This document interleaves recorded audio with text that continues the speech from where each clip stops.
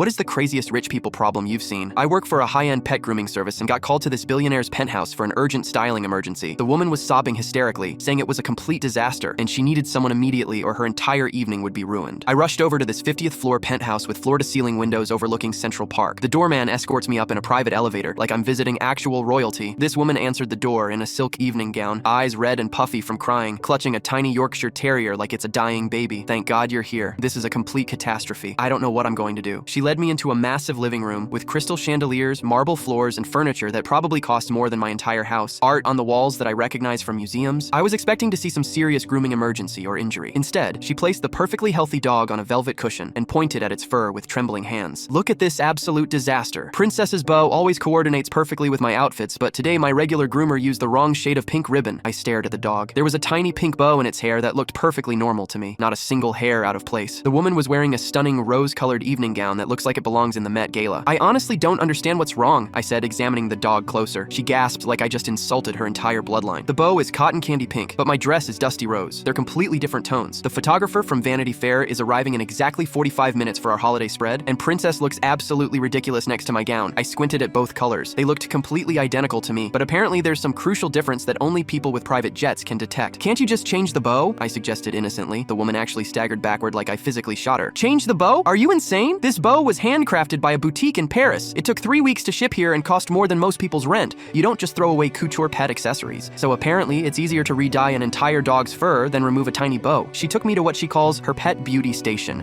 an entire room dedicated to grooming Princess, complete with professional salon lighting, a tiny grooming table with leather straps, and more hair products than an actual beauty supply store. I spent the next 30 minutes carefully applying temporary pink dye to the dog's white patches to match what she called the dusty rose undertone of the bow. The dog kept trying to lick the dye off, so I had to distract it with gourmet treats that probably cost more per pound than steak. The entire time this woman was pacing frantically in designer heels, checking her diamond-encrusted watch every 30 seconds like she's timing a space launch. The photographer absolutely cannot see Princess clashing with my ensemble. We've been featured in Town & Country 3 years running. When I finally finished the color coordination masterpiece, she examined the dog with a literal jeweler's magnifying glass. Absolutely perfect. Now we're properly coordinated again. Crisis averted. She handed me one $200 cash without even blinking. That's more than most people make in 2 weeks for making a dog slightly pinker because its bow was supposedly the wrong shade. As I packed up my supplies, I heard her on the phone with someone. Crisis completely averted. Princess and I are perfectly color coordinated again. Send the photographer up now. I looked back at this woman who just paid me a month's salary to dye her dog's fur because of a bow color emergency that literally no human being on earth would notice, and realized I just witnessed the absolute peak of wealthy people problems.